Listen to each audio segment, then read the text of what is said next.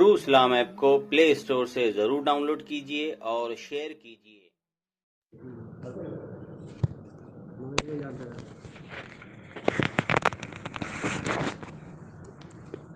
अस्सलामु अलैकुम वरहमतुल्लाहि वबरकातुहू। ज़रा नज़दीक आओ इधर। अल्हम्दुलिल्लाह माशाअल्लाह। मैं 2011 से ये गांव में आता हूँ और कितने बुज़ुर्गान दीन इस गांव में मेरे से मोहब्बत करने वाले, मेरे चाहने वाले थे।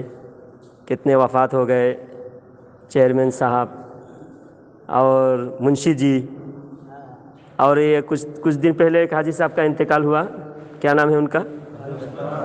हाजी अब्दुल सत्तार साहब। अल्लाह ताला इन तमाम बुज़ुर्गों को अल्लाह मग़फ़िरत फ़रमाए, जन्नतुल फ़िरदौस में आला मक़ाम अता फ़रमाए। अल्लाह ताला हम सबको भी ख़ातिमा बिल खैर नसीब फ़रमाए। मौत का कोई भरोसा नहीं, कब किसकी बारी आ जाए। अल्लाह ताला हम सबको ईमान के साथ ख़ातिमा नसीब फ़रमाए। ये छोटी मस्जिद थी, फिर भी बहुत पब्लिक आते थे। अभी इतनी आलीशान मस्जिद है। मैं जब इमामत किया यहाँ, ये मस्जिद अभी तामीरी काम चल रहा था, वो पीछे वहाँ पर नमाज़ हो रही थी। अल्लाह ताला का शुक्र है, अल्लाह ताला ने इस गांव से वहाबियत को ख़त्म किया, लेकिन रिश्तेदारी अभी बाकी है, इसको ख़त्म करना भी ज़रूरी है। देखिए, मैं कोई दुश्मनी से नहीं बोल रहा हूँ, आपके रिश्तेदारों का मैं दुश्मन नहीं हूँ, आपका दुश्मन नहीं हूँ। अल्लाह व रसूल के रिश्ता हमारा सबसे बड़ा रिश्ता है। नबी के साथ उम्मत का रिश्ता, अल्लाह के साथ बंदा का रिश्ता, इस रिश्ते के आगे कोई रिश्तेदारी नहीं है। जब बदर की लड़ाई में एक काफिर खड़ा हो गया तो वो काफिर ललकारा, तो वो काफिर के सामने हजरत अली डट कर खड़े हो गए। रिश्ते में हजरत अली के मामू लगता था वो, हजरत अली के मामू लगता था। लेकिन हजरत अली ने कहा कि अगर मैं खड़ा ना हूं, दूसरे लोग समझ जाएंगे कि ये देखो जंग के मैदान में आए गए, ये मामू का लिहाज रख रहे हैं। एक मर्तबा हजरत अबू बकर सिद्दीक रदी अल्लाह तआला अन्हु के वालिद अबू कुहाफा जब मुसलमान नहीं हुए थे, उन्होंने नबी के शान में गलत अल्फाज कह दिया था, अभी तक ईमान नहीं लाए थे। हजरत अबू बकर ने इतना ज़ोर से मारा, बेहोश होकर गिर गए अपने बाप को। फिर जब ये बात अल्लाह के नबी के पास पहुँचे, अल्लाह के नबी सल्लल्लाहु अलैहि वसल्लम ने हज़रत अबू बकर रदी अल्लाह तआला अन्हु को बुलाकर पूछा। हज़रत अबू बकर सिद्दीक रदी अल्लाह तआला अन्हु ने जवाब दिया, या रसूल अल्लाह, बेशक मैंने मेरे बाप को हाथ उठाया, लेकिन मैं बर्दाश्त से बाहर था, क्योंकि आप पर उसने गलत अल्फाज कहा था। मैं आपका कलमा पढ़ा हूँ। उस वक्त अगर मेरे हाथ में तलवार होती, खैर है मेरे हाथ में उस वक्त मेरे सामने तलवार नहीं था, वरना वो बचता नहीं आज। जब हज़रत अबू बकर सिद्दीक रदी अल्लाह तआला अन्हु और अल्लाह के रसूल के दरमियान ये बातें हो रही थी, हज़रत जिब्रील अलैहिस्सलाम हाजिर हो जाते हैं और कुरान की आयत नाजिल फरमाता है। अल्लाह ताला कुरान में फरमाता है, ला तजिदु कौमन युमिनूना बिल्लाहि वल यौमिल आखिरि युवाद्दूना मन हाद्दल्लाह व रसूलहु वलौ कानू आबाअहुम औ अबनाअहुम औ इख्वानहुम औ अशीरतहुम उलाइका कतब फी कुलूबिहिमुल ईमान व अय्यदहुम बिरूहिम मिन्हु व युदखिलुहुम जन्नातुन तजरी मिन तहतिहल अनहार। अल्लाह ताला ये आयत नाजिल फरमाता है जिब्रील अलैहिस्सलाम की मारिफत, या रसूल अल्लाह, मोमिन ऐसा हरगिज हो ही नहीं सकता जो अल्लाह और रसूल से मोहब्बत का दावा करे और दुश्मन से भी दोस्ती रखे, अल्लाह रसूल की दुश्मन से भी ताल्लुकात रखे। ऐसा मोमिन हो ही नहीं सकता, चाहे बाप हो, बेटा हो, भाई हो, रिश्तेदार हो, कोई भी हो, नबी के मुकाबले में रिश्ता नहीं रखेगा। अब मैं गांव में हर बात जब भी आता हूँ, ये बात जब बोलता हूँ कुछ लोगों को बुरा लगता है। अब यही बात मैंने यहाँ हर बार तो इसी मस्जिद में तकरीर करता हूँ कभी कभी उधर की वो नहर वाली मस्जिद में जाता हूँ। अभी कुछ लोगों को यहाँ से भगाया गया तो वहाँ जा रहे हैं, तो मैं भी वहाँ पहुँच गया एक दिन। वहाँ पहुँच के एक दिन मगरिब के बाद तकरीर शुरू किया, तो मेरी बात 2 मिनट सुना, जब नाम उनका आया तो उठ के भागने लगे। कि देवबंदी का नाम सुनते ही उठ के भागने की क्या जरूरत है? आप बताओ, देवबंदी मैं बोला तो उठ के भाग रहा है कोई, तो अबू जहल बोला तो भी नहीं भागे आपने, अबू लहब बोला तो भी नहीं भागे आपने। तो देवबंदी से इतनी मोहब्बत क्यों है? इतनी मोहब्बत क्यों है? क्योंकि जो गलती अबू लहब ने किया, जो गलती अबू जहल ने किया, वही गलती देवबंदी करता है। मैं मेराज के ताल्लुक से बयान करने के लिए खड़ा हूं। अभी जुमा में मैंने बयान किया था कि उनके एक मौलवी खुद खुले तौर पर कह रहा था कि जमीन से 7वें आसमान के ऊपर कोई जा नहीं सकता, तो फिर आया कैसे? हजरत आदम अलैहिस्सलाम तो आए हैं, तो आने का सिलसिला है तो जाने का भी सिलसिला है। हजरत ईसा अलैहिस्सलाम भी गए और हजरत इदरीस अलैहिस्सलाम भी गए, हजरत मूसा अलैहिस्सलाम भी है। तो अंबिया इकराम के अरवाह और अंबिया इकराम के जसद, अंबिया इकराम के जिस्म सलामत, जिनकी वफात हुए, वफात होने के बाद गए, और हजरत ईसा अलैहिस्सलाम तो हयाती में गए हैं, अभी जिंदा है, अभी ज़ाहिरी हयात में, दुनियावी हयात में है, क़यामत से पहले तशरीफ लाएंगे। तो जाने आने का सिलसिला कभी मुनक़ते हुआ नहीं। अभी बात देवबंदी कहेंगे कि हमारे उलमा तो ये बात नहीं मानते, हमारे उलमा की किताब में तो मेराज का बयान है। मैं कहता हूं तुम्हारी किताब में भी, देवबंदियों की किताब में भी मेराज के बयान में है कि अल्लाह के नबी की जिस्मानी मेराज हुई। लेकिन जरा आहिस्ता पढ़ो आप लोग, थोड़ा आहिस्ता पढ़ो, 10 मिनट। मेराज के जो जिस्मानी बयान, जिस्मानी मेराज का जो बयान है देवबंदियों की किताब में भी है, लेकिन उनके जो एक सैयद अहमद अलीगढ़ी, सर सैयद अहमद अलीगढ़ यूनिवर्सिटी का जो बानी है सर सैयद अहमद खान, तो वो एक फिरका, देवबंदियों से बहुत सारे फिरके निकले और सारे मिले जुले सब वहाबी हैं। वहाबियों में जो मशहूर फिरके हैं, उन फिरकों का नाम बताता हूं जिनका जड़ देवबंद है, जड़ देवबंद है और वहां से सब निकले हैं। एक है अलीगढ़ी सैयद अहमद खान, अलीगढ़ यूनिवर्सिटी का जो बानी है, नेचरी यानी नेचुरल, जो दिमाग मानता है उसको मानता है, जो दिमाग कबूल नहीं करता उसको इनकार कर देता है। तो बोलते हैं जन्नत और जहन्नम की जो बात है, मरने के बाद कब्र के अजाब है और कब्र हद निगाह तक वसी हो जाता है, ये सब झूठ है माज़अल्लाह। कब्र में कोई सवाल जवाब, अजाब व सवाब कब्र में कुछ नहीं, और जन्नत जहन्नम में कुछ नहीं। इस तरह बिल्कुल नास्तिक जैसा कम्युनिस्ट की अकीदा है, इसी तरह ये अलीगढ़ी का अकीदा है सर सैयद अहमद, और उसको ये लोग देवबंद वाले कहते हैं रहमतुल्लाहि अलैहि। उसने खुले तौर पर मेराज का इनकार किया है। कुरान की आयत में सूरह बनी इसराइल के पहली आयत में मेराज का पूरा खुले तौर पर बयान है। उसके बाद सूरह नजम में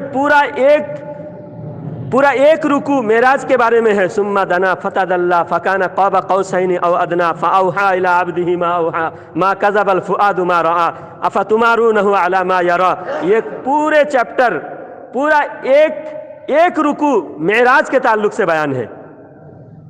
कुरान की एक आयत का कोई इनकार करेगा तो मोमिन रहेगा?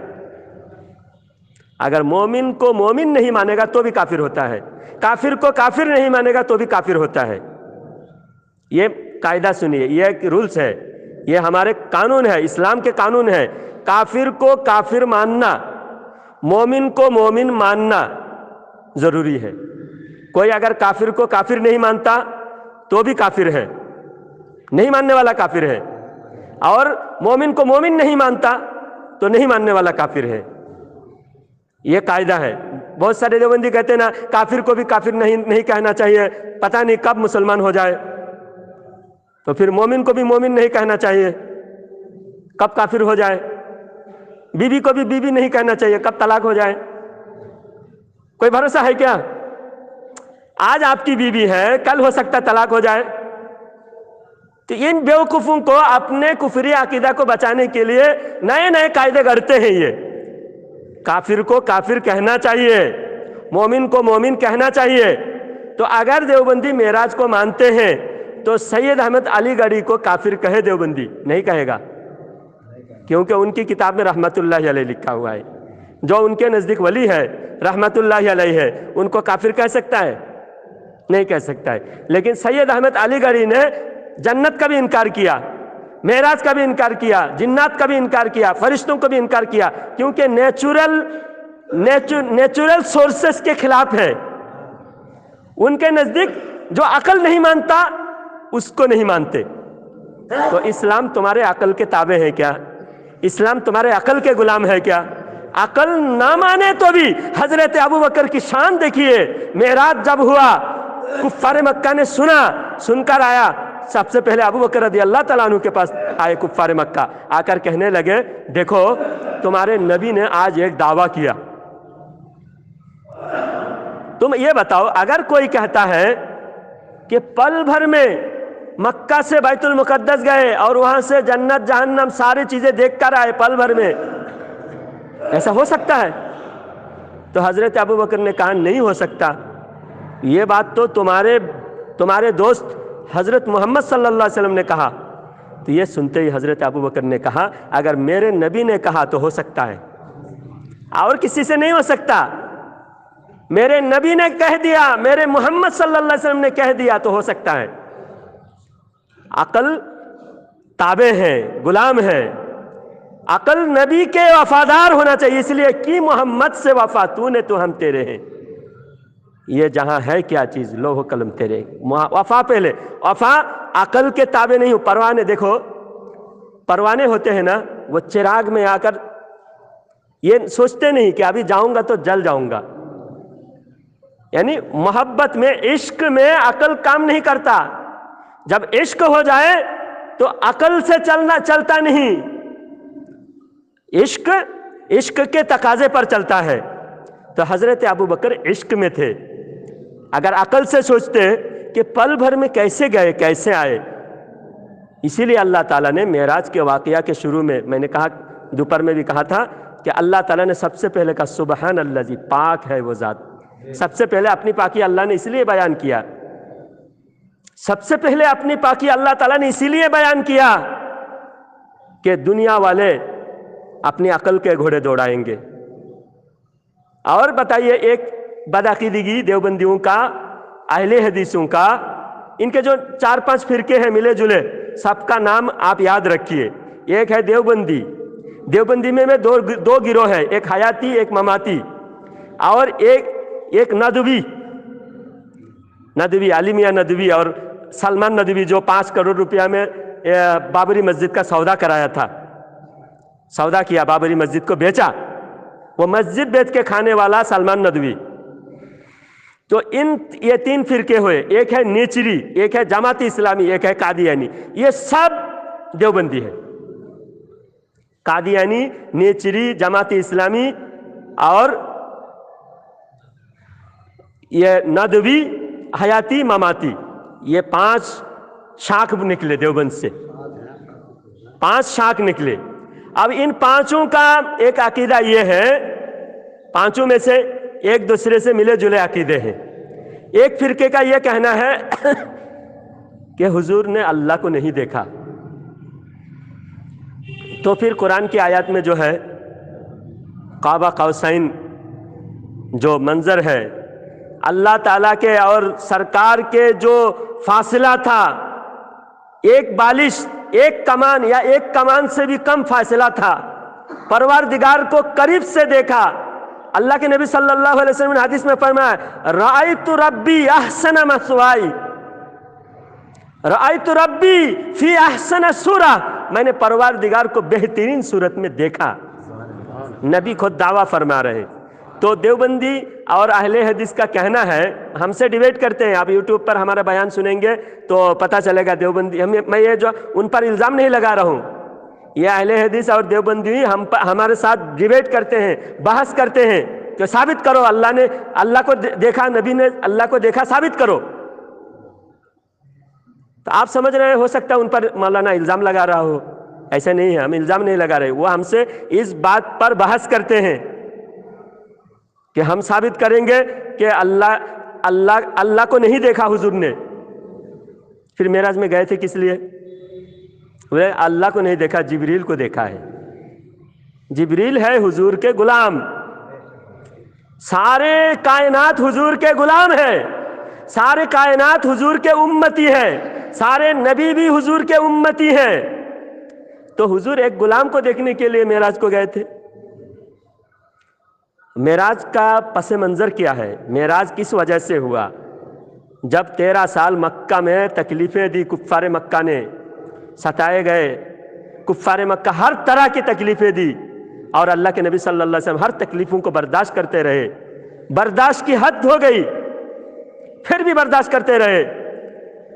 اور کفار مکہ تو چھپے چھپے تکلیف دیتے تھے، لیکن کبھی سامنے آ کر اعلانیہ نبی پر قاتلانہ حملہ کرنے کی ہمت نہیں تھی، کیونکہ حضور کے چچا ابو طالب کے سرپرستی تھی۔ ابو طالب حضور کی ہر طرح سے امداد کرتے تھے، ابو طالب کو دیکھ کر مکہ والے ڈرتے تھے، ابو طالب کی بہت عزت تھی۔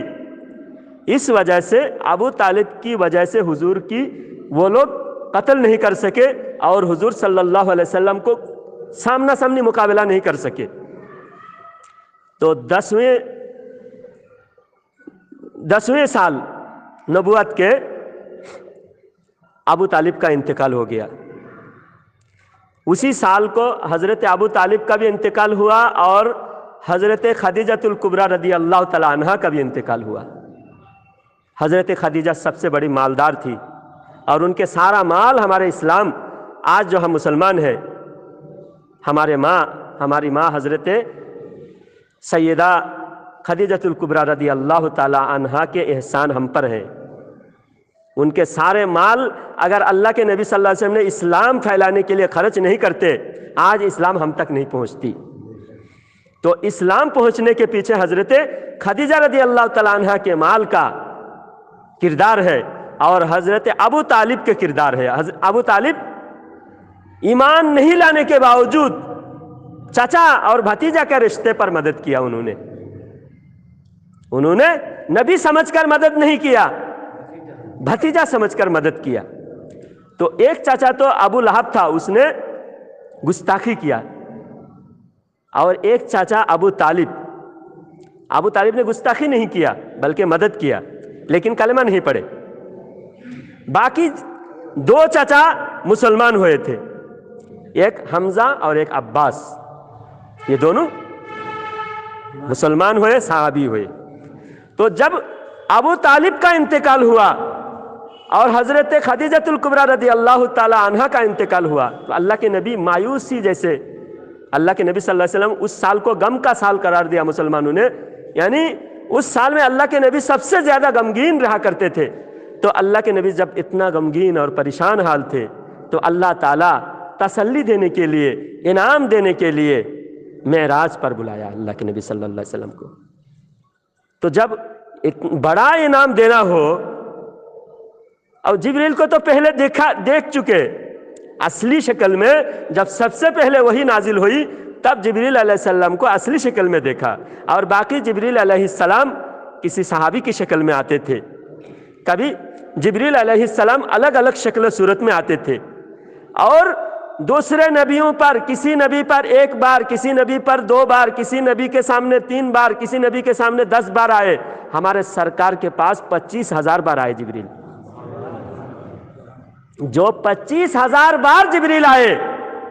اور معراج ہوئے تو دیوبندیوں کا کہنا ہے کہ معراج میں گئے تو جبریل کو دیکھنے گئے، جب خود 25,000 بار غلامی سرکار کے تلوا چاٹنے کے لیے، سرکار کے تلوا پہ اپنے لب کو رکھنے کے لیے، سرکار کے جسم کو اپنے پروں سے سہلانے کے لیے جو جبریل علیہ السلام تشریف لائے تو وہ جبریل کو دیکھنے کو جانے کی ضرورت نہیں تھی. جبریل کو جب جب حکم فرماتے سرکار تب تب جبریل اپنے اصلی شکل میں جلوہ دکھاتے تھے. تو معراج میں سرکار نے رأیت ربی احسن صورہ فرمایا کہ میں نے پروردگار کو اچھی صورت میں دیکھا. پروردگار نے جب معراج میں سرکار کو جلوہ خاص میں قرب خاص میں سرکار صلی اللہ علیہ وسلم کو اللہ تعالیٰ نے پوچھا کہ فرشتے دیکھو کس بارے میں ایک دوسرے سے جھگڑا کر رہے ہیں، مالا اعلیٰ کے فرشتے.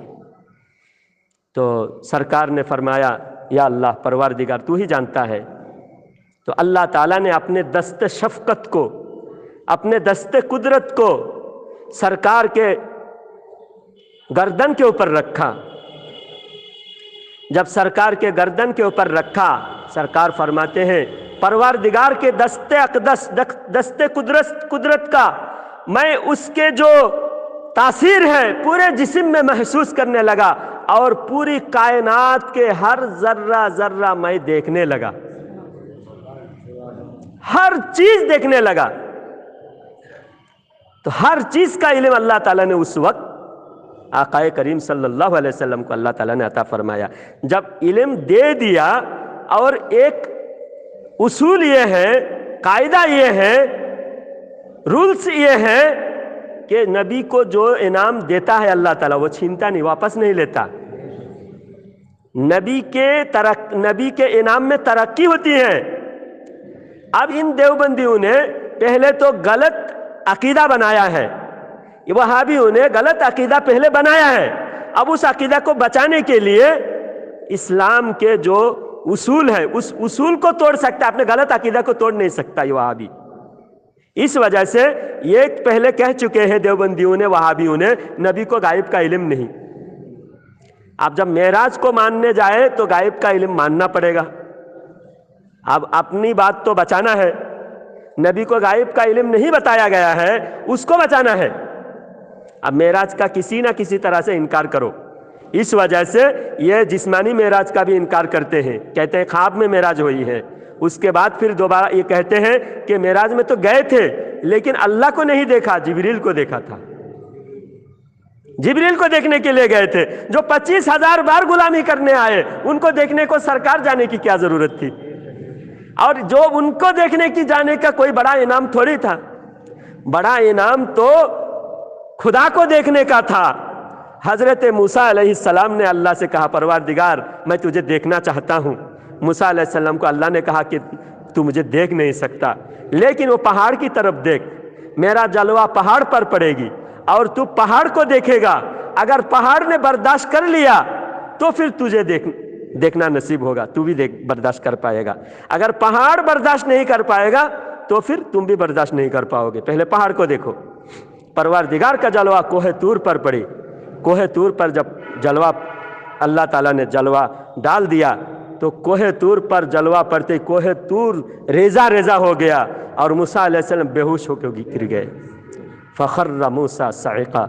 لیکن صرف ایک جھلک ڈائریکٹ اللہ کو نہیں دیکھا. اللہ کا جلوہ پہاڑ پر اور موسیٰ علیہ السلام کی نگاہ پہاڑ پر، یا انڈائریکٹ. جیسا بلا تمثیل جب سورج گرہن ہوتا ہے، سورج کو دیکھنا چاہتا ہے کوئی سورج گرہن کے وقت، تو ایک پانی کا پلیٹ لے اور پلیٹ میں سورج کو دیکھے تو اس سورج کی جو یہ ہے، سورج کی جو شعاعیں ہیں وہ آنکھوں میں آنکھ خراب نہیں ہوگی. اگر تم ڈائریکٹ سورج کی طرف دیکھنے لگو کہ آنکھ خراب ہو جائے گی. تو یہ بلا تمثیل ایسا ہی نظارہ عیسیٰ حضرت موسیٰ علیہ السلام کو دکھایا گیا. اے موسیٰ تم پہاڑ کو دیکھو، خدا کا تجلی، خدا کی نور کی تجلی پہاڑ پر، اور تم پہاڑ کو دیکھ کر خدا کی نور کو دیکھ لو. جب ایسا دیکھا، ایک پل دیکھا، ایک پل دیکھا، جی بھرا نہیں. موسیٰ علیہ السلام کا جی بھرا نہیں، ایک پل دیکھا. اس ایک پل خدا کی نور کو دیکھنے کی اثر یہ تاثیر تھی، اور یہ اتنا پاور موسیٰ علیہ السلام کو حاصل ہو گیا تھا 30 میل دور، رات کے اندھیرے میں بھی کالے پتھر کے اوپر کالی چیونٹی کو بھی 30 میل دور سے دیکھتے تھے حضرت موسیٰ علیہ السلام۔ اب میں معراج کا واقعہ پوری رات بیان کروں تو ختم نہیں ہوگا، لیکن ابھی آپ کو میں تھوڑی دیر کے لیے بٹھایا ہوں، ابھی 5 منٹ میں انشاءاللہ بات ختم کروں گا۔ اب 30 میل دور سے حضرت موسیٰ علیہ السلام کالی پتھر کے اوپر کالی چیونٹی، کالے پتھر کے اوپر کالی چیونٹی، رات کے اندھیرے میں 30 میل دور سے موسیٰ علیہ السلام دیکھ سکتے تھے۔ خدا کے نور کو دیکھنے پر آنکھوں میں اتنا پاور آ گیا تھا۔ جب پروردگار کو موسیٰ علیہ السلام نے جی بھر کے نہیں دیکھا، ایک پل دیکھا اور انڈائریکٹ دیکھا، اور بے پردہ پروردگار کو، رب ذوالجلال کو محمد مصطفیٰ صلی اللہ علیہ وسلم نے بے پردہ دیکھا، جی بھر کے دیکھا، دیکھتا رہا۔ پھر جب انعام لے کر نماز لے کر آئے، حضرت موسیٰ علیہ السلام نے سوچا تھا کوہ طور میں تو تھوڑی دیر تجلی پڑی تھی، محمد مصطفیٰ صلی اللہ علیہ وسلم کی چہرے پر خدا کے دیکھنے کی جو تجلی ہے، سرکار نے جی بھر کر دیکھ کر اپنے آنکھوں میں سما کر آئے پروردگار کی نور کی تجلی۔ اب بار بار میں بھی دیکھتا رہوں، کوہ طور میں تو دیکھ نہیں سکا، تو حضرت موسیٰ علیہ السلام کو ایک بہانہ مل گیا ہے کہ کیا دیا اللہ تعالیٰ نے آپ کو؟ تو سرکار مدینہ صلی اللہ علیہ وسلم نے فرمایا 50 وقت نماز دیا ہے۔ تو ہمارے اوپر کتنا محبت موسیٰ علیہ السلام کو بھی ہے، تو حضرت موسیٰ علیہ السلام نے فرمایا کہ آپ جا کے تھوڑا کم کرا کے لائیے۔ موسیٰ علیہ السلام کو اس میں 2 فائدے ہیں، ایک تو اس امت کی ہمدردی ظاہر کرنا تھا کہ اس امت سے مجھے بھی محبت ہے، اور دوسری بات یہ ہے کہ اپنا فائدہ اور ایک یہ ہے کہ میں تو کوہ طور پہ اللہ کو دیکھ نہیں سکا، آج میں پروردگار کو دیکھ کر جو آنکھ میں پروردگار کے جلوہ لے کر آئیں گے اور میں اس آنکھ کی طرف دیکھوں گا تو مجھے خدا کے نور کا اور تجلی مجھے حاصل ہو جائے گی۔ تو حضرت موسیٰ علیہ السلام بار بار بولتے رہ جائیے 5 وقت کم کرا کے لائیے، تھوڑا کم کرا کے لائیے، تو 9 بار اللہ کے پاس بھیجتے رہے۔ اور پہلے تو سرکار بلانے پر گئے، ایک بار معراج ایک بار تو بلانے پر ہوئی، اور باقی 9 بار سرکار خود جاتے رہے، خود دیکھتے رہے، اور پروردگار کے حضور جا کر جو نور سرکار لے کر آئے۔ اب یہ بتائیے حضرت موسیٰ علیہ السلام نے ایک جھلک دیکھا، حضرت موسیٰ علیہ السلام کے دیکھنے کا یہ علم ہے کہ 30 میل دور اور کالی چیونٹی کالے پتھر کے اوپر رات کے اندھیرے میں دیکھ لیتے تھے، تو سرکار جب جی بھر کے اللہ تعالیٰ کو دیکھا، رأیت ربی احسن الصورہ سرکار کا دعویٰ ہے، سرکار نے فرمایا، تو پھر سرکار کے دیکھنے کا کیا عالم ہوگا۔ آج بھی سرکار ہم کو ایسے ہی دیکھ رہے ہیں جیسے ہتھیلی پر رائی کا دانہ لوگ دیکھتے ہیں، آقا ہمارے قریب ہے، اور قرآن میں اللہ تعالیٰ فرماتا ہے النبی اولیٰ بالمؤمنین من انفسہم، نبی تمہارے جان سے زیادہ قریب ہے۔